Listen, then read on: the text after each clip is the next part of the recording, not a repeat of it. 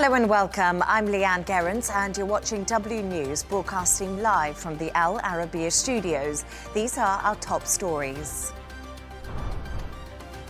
I won't betray Ukraine, the words of President Zelenskyy as he speaks to US Vice President Vance on the proposed peace deal. New York City's newly elected mayor, Zohran Mamdani, prepares to visit the White House for his first meeting with President Trump. And world leaders gather at the G20 summit in Johannesburg, but Trump publicly declines the invite.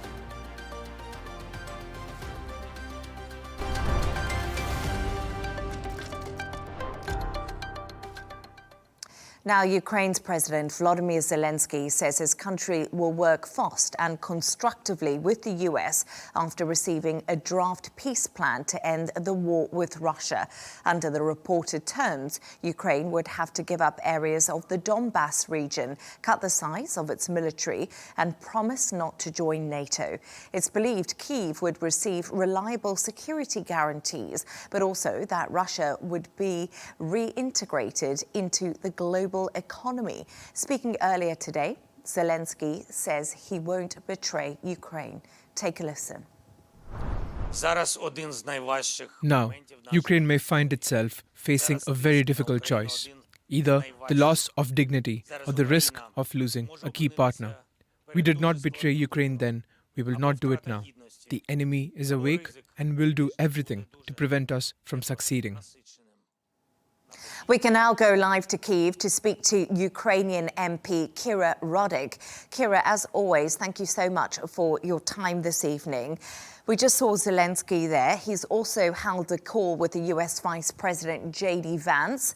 He also says he expects a lot of political pressure in the coming days. Does Ukraine risk a break from the US over this deal? Hello, Leigh-Ann, and thank you so much for having me.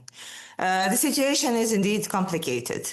It is complicated first because of the essence and format of 28-point peace plan. And the complication is we didn't hear from Russia that this is what they want. In fact, Kremlin said that they have not agreed to anything just yet. On the other side, there are many things in this plan that are unacceptable for Ukraine, including giving up territories or reducing our army or not becoming members of NATO and many other things. We do not want to lose President Trump's support, and this is why I think the next couple of days will be very tough for President Zelenskyy and his surrounding to try and negotiate what can be done there. And what is the most important is figure out what are the security guarantees that are being offered in this plan.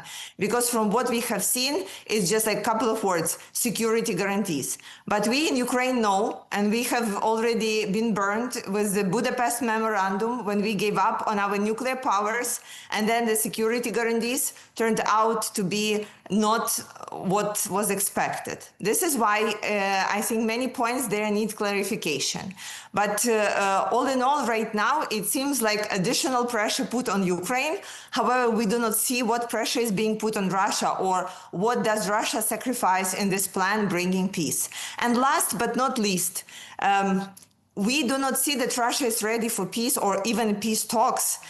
President Trump was trying to get them to the first step as a ceasefire, and there is no ceasefire on the ground right now. In fact, Russia has attacked Ukraine in far west, killing people in a residential building.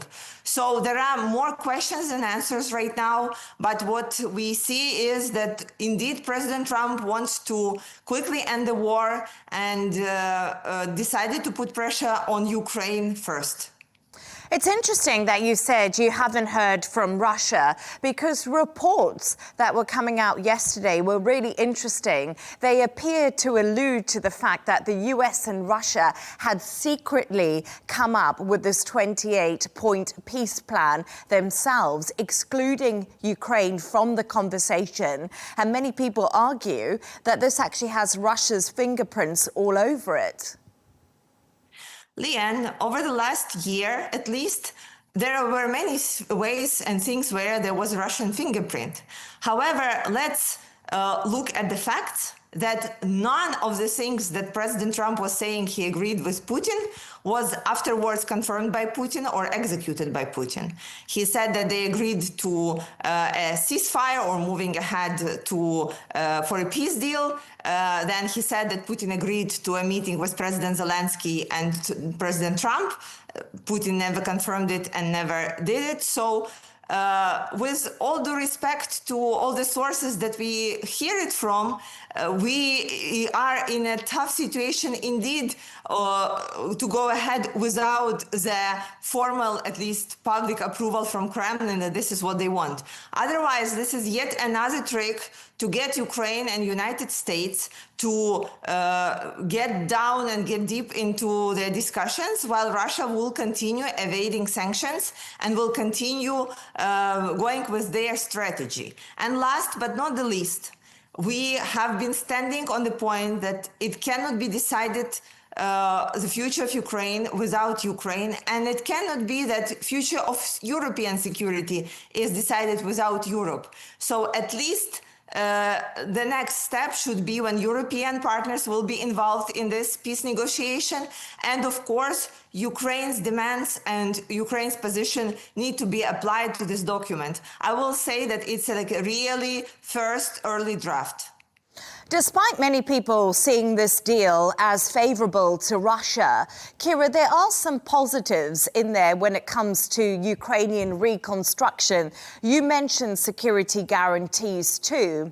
Do you think it's time to stop the political games and end the war now? Because it's been going on for 4 years. It's becoming increasingly difficult for Europe and the US to fund Ukraine. Leigh-Ann, there is no other nation in the world that wants this war to end more than Ukraine. We have sacrificed and we have paid an ultimate price in so many ways. We have sacrificed our future, and we have a new generation of children that have grown under the bombs and missiles. We want the war to end, and we always wanted it to end, but it was Russia who has attacked us. And no matter how many times we will say the war needs to end, it wouldn't end unless Russia stops it. And right now we see that there is no way even to pressure them into a ceasefire. At least while we are talking, just stop killing our people. Even that is not happening. So how would President Trump or whoever else pressure Russia into the rest of the 28-point plan? And how does anybody assure that Russia would not attack us again? This is the most important question. And unfortunately, I do not see in this 28-point document a good answer to that. What would happen if Russia attacks us again? How would we defend ourselves? Look, for the last 11 years, Russia has been constantly attacking us on a different fronts. And right now it's extending its attack on a hybrid level to Europe. So who would be the person to trust them? And who would be the person to vouch that they will keep their part of the bargain, even if it would be possible to sign anything with them? And also, Kira, is President Trump using the corruption scandal plaguing the Ukrainian government to force a peace deal? Because we know right now, domestically, Zelenskyy is in a difficult position. Indeed, President Zelenskyy is in a difficult position with the suspicion of his surrounding being involved in a corruption scandal. And we are waiting if President will do the right thing to show that he had nothing to do with it. Because what we are asking for his chief of staff to be dismissed and for the government to be reset with the new parliamentary coalition. But this corruption scandal is something that needs to be taken care of by President Zelenskyy, and we hope that he uses the opportunity to get out of it much stronger, because it's very obvious that when the support for him is becoming less and less domestically, that would be a time for different partners, not only the United States, to put more pressure on him to get him to perhaps agree to something. However, we are democracy. So President Zelenskyy cannot sign certain things without parliament ratifying it.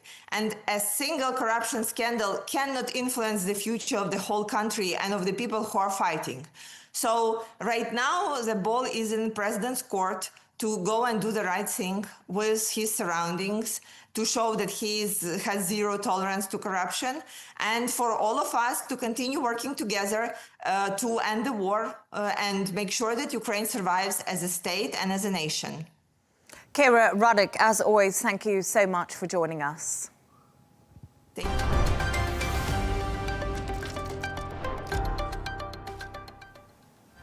Let's take a look at some of the other stories making the headlines today. A pilot has died after a crash at the Dubai show earlier today.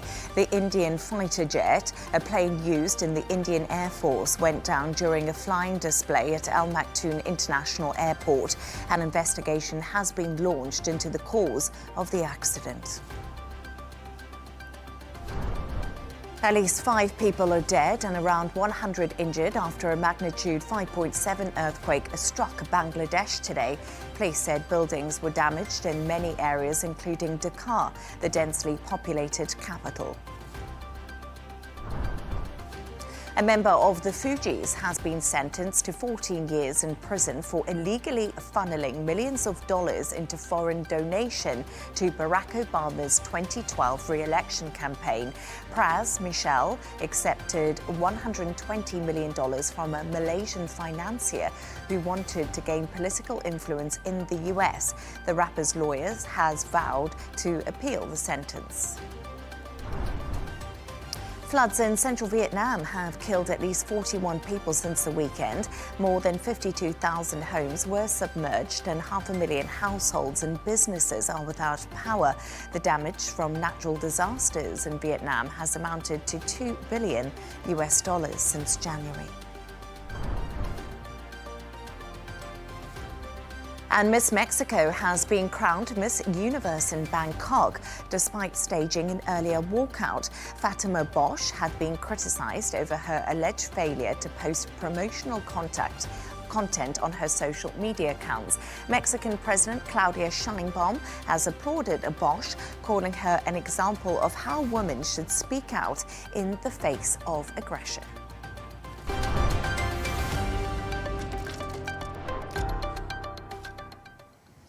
New York City's newly elected Mayor Zohran Mamdani will meet President Donald Trump at the White House today. The two have consistently traded insults back and forth, with Trump calling Mamdani a communist mayor, whilst Mamdani goaded Trump in his election speech.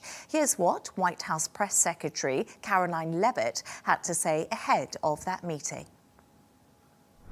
The mayor-elect will be coming to the Oval Office, and so our teams are arranging those details. I won't get into the president's thinking on it. I think you'll all hear from him directly.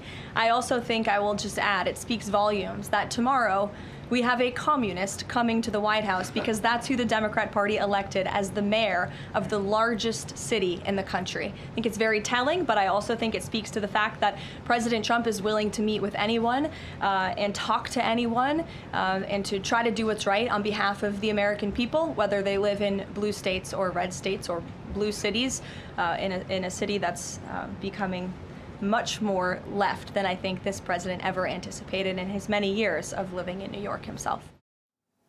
For more on this, I'm joined from Delaware by former Trump campaign chair Rob Artlett and Professor Scott Lucas from the Clinton Institute, University College Dublin. Good evening to both of you. Thank you for joining me. Rob, I just want to start with you.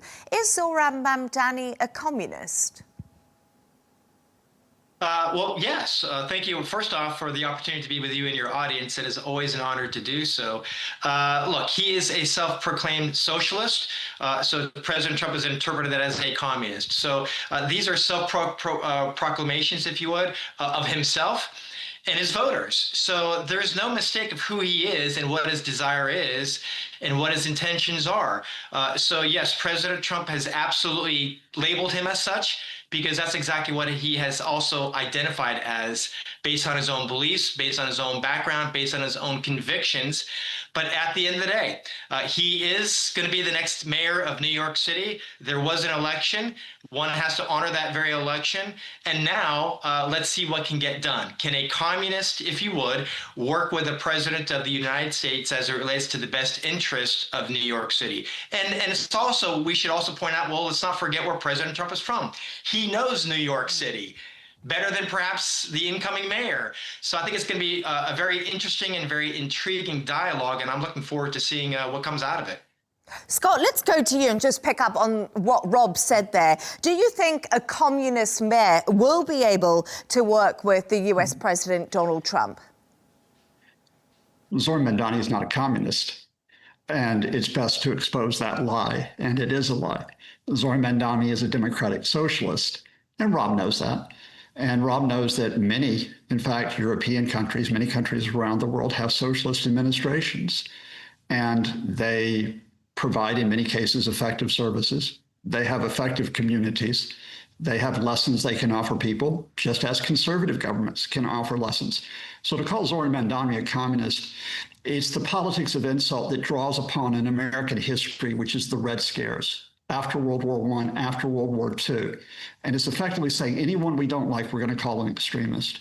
It would be far more productive, and I hope this will happen today, that both Mayor-elect Mamdani and President Trump will focus on the issues. And it'd be interesting now to talk about those issues. For example, is it right and proper to try to bring down the cost of housing when many millions of New Yorkers suffer from difficulties with that? Is it right to bring down the cost of food and having some neighborhoods that don't have provision of adequate grocery stores? Is it right to provide fair, free transport? Is it right to provide free childcare? And it'd be interesting to get, if Donald Trump won't say that, at least some of his supporters to say, are these good policies, not because they're right or left or socialist or non-socialist, but because they help many Americans who could use that assistance at this point? Rob, you're a Republican. You support Donald Trump. Do you agree with what Scott's saying, that these are actually good policies? Sure, if you want to live in a socialistic country, which is why America got away from. Let's not forget who America is and why we left Europe. We don't want to be another European country. We are America, whereas we put the power in the people.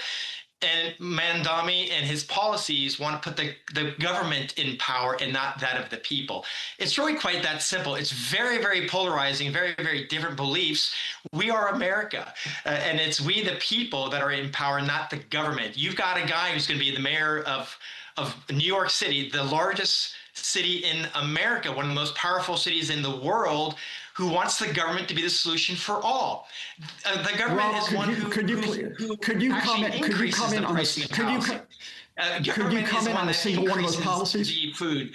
It is the government that is the biggest problem of all, and that's why I think the farce of the reality of the situation. It's not the government that is the solution; they are the problem, and I think that's what you're going to see today. Scott, go for it. Oh, I mean, let's just cut through that. And you'll notice that Rob didn't engage with a single one of those policies on the substance. Rob also ignored a lot of American history. No, you did not, sir. For example, you did not engage with the question of rent controls and dealing with that. You did not engage with the cost of transport. You did not engage with many people cannot afford to go to work because they can't get adequate child care. You didn't. You offered slurs. You offered a slur on socialism when, in fact, many American communities have had socialist administrations. That's an absolute falsehood that somehow America left socialism behind when it left Europe behind. You actually offered a falsehood when you said, oh, this is a question of the people who do not want big government, when Donald Trump, as you well know, has expanded the power of government, in fact, in many dangerous ways, in many ways that actually are threatening people in the United States. So once again, bring this back to the level of community and try to avoid insult and answer me this fundamental question. If Zohran Mamdani has funded these proposals that cost $7 billion with proposals for $9 billion in revenue generation, in other words, if he's covering the cost of the policies, what are the problems with the policies? And don't retreat into insult or slurs. What are the problems with the policies? Well, I guess time will tell, right? So he has made a lot of promises, and I think, why is he going to Washington? Because he needs federal dollars. What you're saying is, yes, housing is very expensive in New York. Food, rent, all of these things is very true.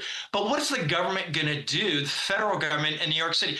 What they want is more government money to supplement the expense. All that does is inflate the expense. Right? That's not what happened. I just told you, Rob. I just told you that's not true. That's not true, Rob. They're not going to ask for federal money. Tell me what is not true.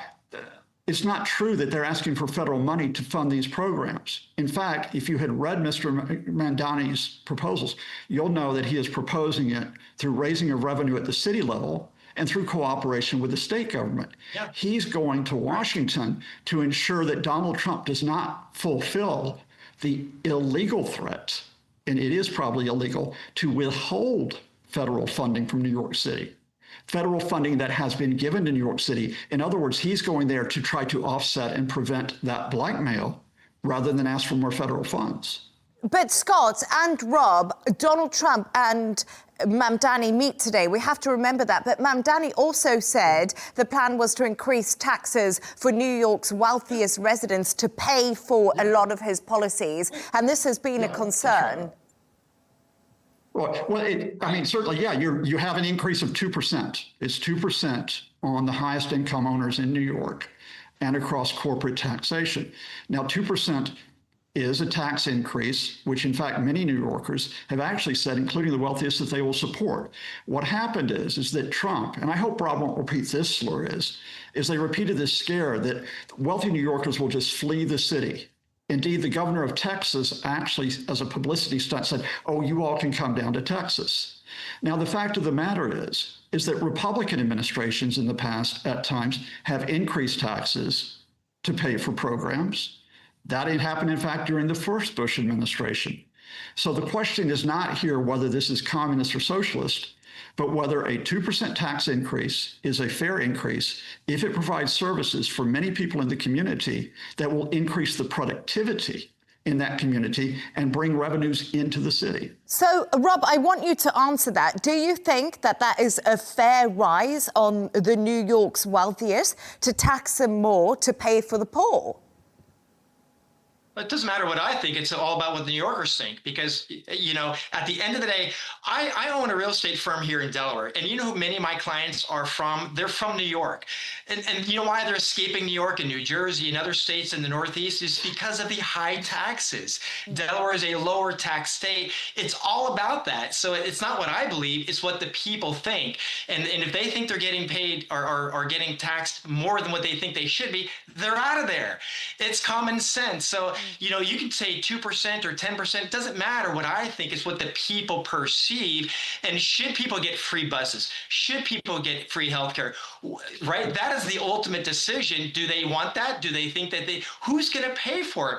It's those that pay a lot of money in taxes are the ones that pay for those who pay little to no taxes. So if the billionaires and multimillionaires in New York City think they're going to get overly taxed, they're out of there. It's really quite that simple. And what will New York do at that point when all their revenue goes away? What will they do? That's a question I would like to know. What will they do? Well, Rob, I'd like to know why you keep using scare tactics, because in fact, they're not New scare York tactics. has raised taxes. Every single day I have clients that come here because of the high taxes in New York City. That's not a scare tactic, that's reality. The population of Wilmington, Delaware has actually been decreasing in recent years. In fact, the population of New York City has been increasing. So if you want to deal with the facts here, deal with the fact that because most businesses are located in New York City, and because many businesses believe, in fact, that it is proper to pay for taxes to provide for effective infrastructure, transport, and so on, New York has actually been increasing in population and in its productivity in recent years. Those are the facts. Rob and Scott, we're just going to have to wrap this up. One final thought from both of you. When I think about Donald Trump, you know, he was so different when he came. He was a different sort of president we've ever seen before, and I think everyone would agree with that. We see Zohran Mamdani as mayor of New York, completely different, you know, not from the political establishment, both men. So in some ways, they have something in common. Rob, I don't know what you think about this. Do you think they could find common ground to work together and actually have a good working relationship? I do. I think you have to find what is in common, and I think that's what I'm looking forward to seeing how the conversation plays out today at the White House. But make no mistake, there's two different beliefs and different philosophies: bigger government and they are the answer, or empower the people and let them make their own decisions. It's really two big difference in their philosophies and their convictions and their belief systems. And so America is all about we the people, empowering of the people make their own decisions, and not big government. And he is just the opposite of that. But at the end of the day, he was elected, and we will honor that, obviously. And so I look forward to seeing how a socialist and a communist will be as the mayor of New York City. It'll be fun to see. Scott, final thought from you, because I guess, as we're just talking here, proof is always in the pudding. It's always good to have these fabulous policies and promises, but can he actually follow them through? Yeah, I mean, I think it's sad. It's sad that instead of actually dealing with the possibilities, that you have the result to insults and lies that we've heard in just the past 30 seconds. So let's put this quite bluntly. Donald Trump is a person who has expanded the power of government. He's done it to threaten the deportations of millions of people. He's done it to cut food assistance to almost 40 million Americans. He's done it with a cut of almost $1 trillion in Medicare and Medicaid. So his expansion of government, which has actually increased the federal government debt by $4 trillion over the next 10 years, hasn't necessarily helped people. What Zohran Mamdani is laying out, not as a communist, not as a socialist, are programs in terms of transport, housing, in terms of basic food, to try to help people, to try to help that community. It is my hope that Donald Trump could actually embrace those possibilities to help Americans if they're in New York and elsewhere, rather than using the politics of insults and rather than using horrible, antiquated labels that don't apply. Because at the end of the day, it's actually the politics of being constructive rather than destructive that we should be looking for. Rob Artlett and Professor Scott Lucas, great to speak to you both, and we'll see the outcome of that meeting between the two men later today.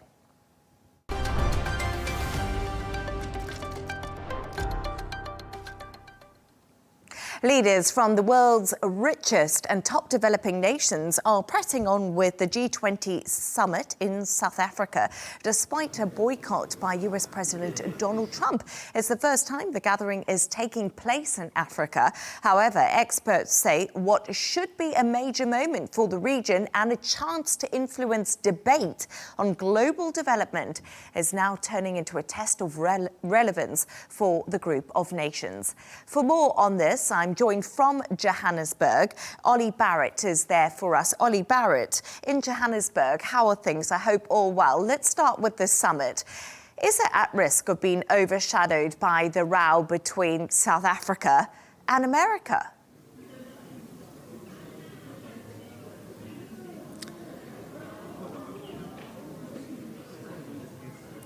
You have to say, Leigh-Ann, that it is. And even in the hours and days leading up to this summit, there's been real confusion about the US role here because, of course, we've known for some time that President Trump wasn't going to come because of concerns he says he has and his administration have about various issues in South Africa. Some of those issues have been completely debunked, such as claims of a white genocide unfolding in this country. But President Trump not attending because of some of those concerns about the country. J.D. Vance, the vice president, was supposed to be coming, and then that was cancelled as well.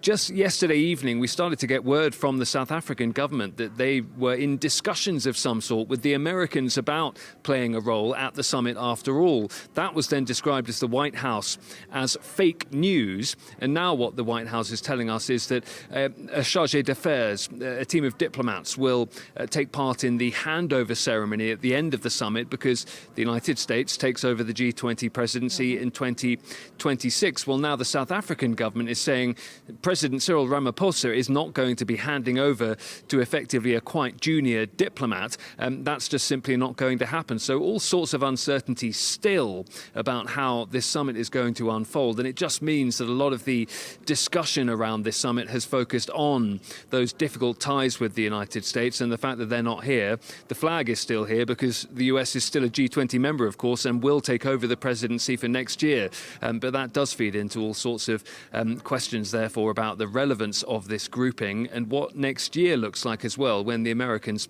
are running the presidency for the year. Ollie, indeed, President Donald Trump is not there, but looming large over the G20 summit in Johannesburg. But let's talk about India's Prime Minister Narendra Modi, because he's actually touched down in Johannesburg to a positive reception. What message does this send to the rest of the world, especially when it comes to the BRICS countries?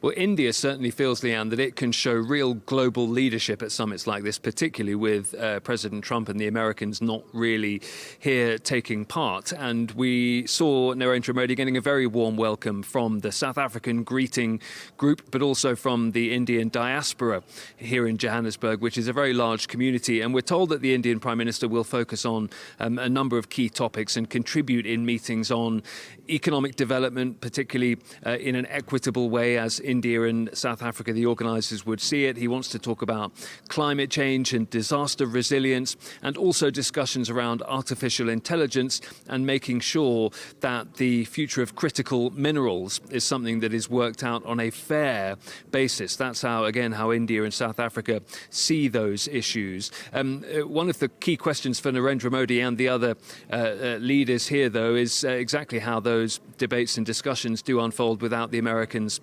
here. But as I say, India, hosting in 2023, wants to show that the global south, the BRICS countries, are still critical in this grouping and can continue to show that they are demonstrating important leadership on the global stage. Ollie Barrett in Johannesburg, thank you so much for your time.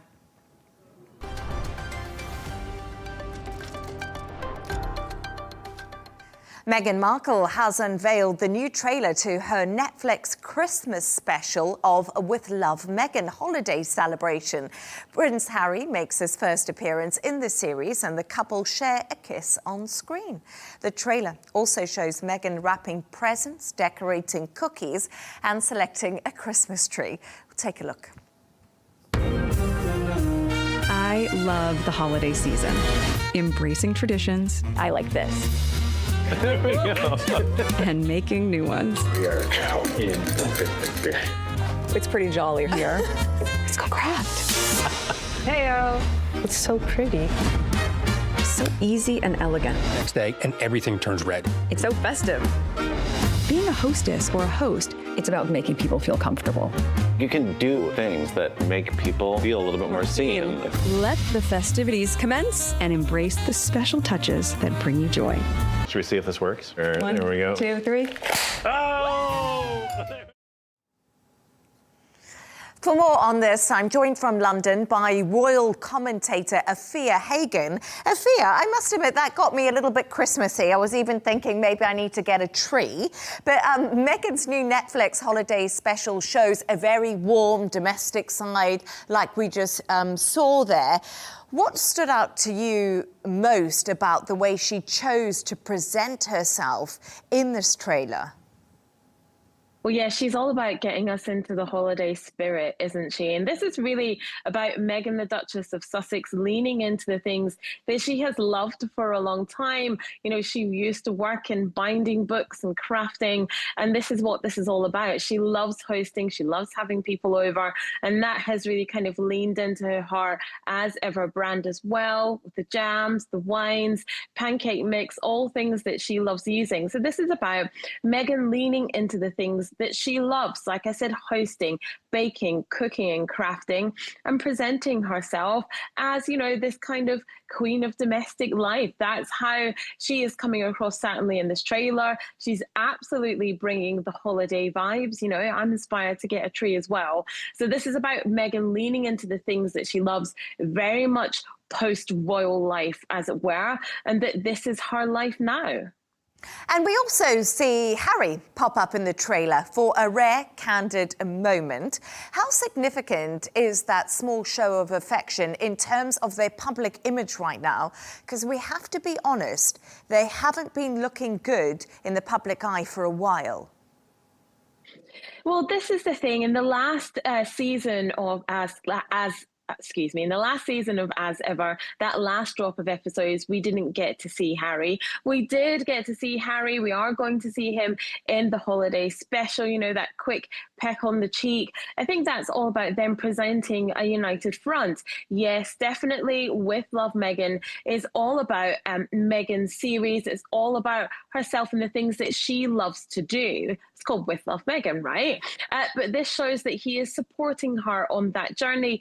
And it's a collaboration. You know, they have a collaboration. They have a relationship. You know, when we've seen them out and about, we saw them at the baseball game when they were wearing the Dodgers caps instead of maybe the Toronto caps. And actually, they looked quite happy and in love, having a good time. There's always rumors about Meghan and Harry getting divorced, that they're separated, that they're leading separate lives. You know, God forbid a couple would go out without each other. Oh gosh, what a shocking development. That must mean they're getting divorced. Look, you know, they are living their own lives in Montecito, completely outside of that royal bubble, and they have their independent projects, absolutely. But I think that little show of Harry in the kitchen with Meghan, in With Love Meghan, in her holiday special, is about putting on that united front and perhaps putting paid to those people who would love to say that they're getting divorced today, tomorrow, or yesterday. Afia, dare I say it, but critics will say they're just doing that to make money because that is what they are focused on. But let's turn right now to the Harper's Bazaar cover. And it's quite weird, the story inside. The journalist revealed this bizarre moment. Meghan was announced by her full title to a room with only one person in it. This has had so much pickup in the media. Is it because it breaks royal protocol or because the journalist expressed this? I think it's because the journalist expressed it, because at the end of the day, her title is Meghan the Duchess of Sussex. And so if someone says Meghan the Duchess of Sussex is coming into the room now, that is her name, which is, it's just kind of a bit silly that it was even something to pick up on. That is her name. That is the title that she uses. And the royal family and monarchs and people like that, yes, they do use the titles at perhaps more formal occasions to announce someone coming into the room. I'm not sure if it was kind of with the trumpets and with courtiers and people in red jackets blowing a trumpet and there's a flag saying, you know, in a very grand way. I don't think it was done like that, because why would it be? This is probably just someone saying her full title for her to come in the room. And it is her full title. It is the name that she has. And I think the fact that actually that the journalist chose to reveal it is perhaps kind of the weirdest part about it, because it's not really a detail that kind of means anything. She hasn't broken any royal protocol because, like I said, that is her title. And I think this is kind of a way of the journalist trying to make more of a point of something that probably is quite pointless because it doesn't really mean anything. Somebody used her name to say she was coming into a room. That was it. It's really interesting, isn't it? Because there's so much talk about it. But as you said, it is her title and it is her name. So what's the problem? But let's talk about, in the interview, Meghan talks about boundaries, growth and Harry's unwavering support. How do these themes fit into the narrative that Meghan's actually been building about herself in the past year? Yeah, she talks quite openly and quite boldly about H, as she affectionately calls Prince Harry, how much he loves her, how fully she loves her.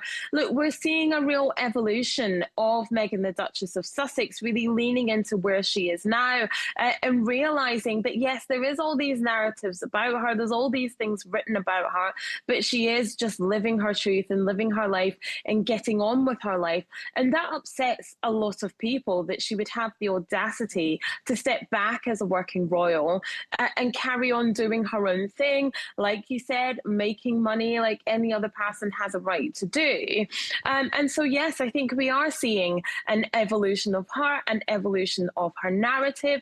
Yes, she is a person that is now leaning into her own power as a businesswoman, as a business owner with the As Ever line.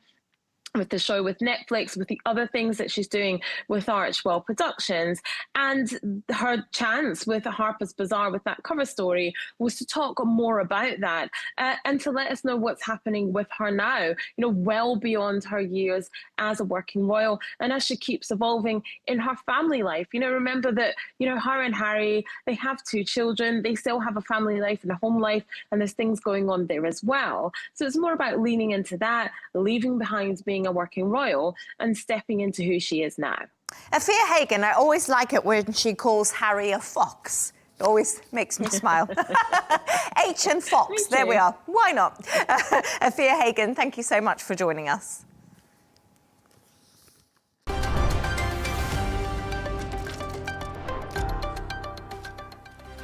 A reminder of our top stories. I won't betray Ukraine, the words of President Zelenskyy as he speaks to US Vice President Vance on the proposed peace deal. New York City's newly elected mayor, Zohran Mamdani, prepares to visit the White House for his first meeting with President Trump. And world leaders gather at the G20 summit in Johannesburg, but Trump publicly declines the invite. And that's all from us on W News. Don't forget to subscribe to our YouTube channel. Of course, follow us on X. And we'll be back in a couple of hours' time with W News Extra. Goodbye. Thank you for watching. And of course, happy Friday.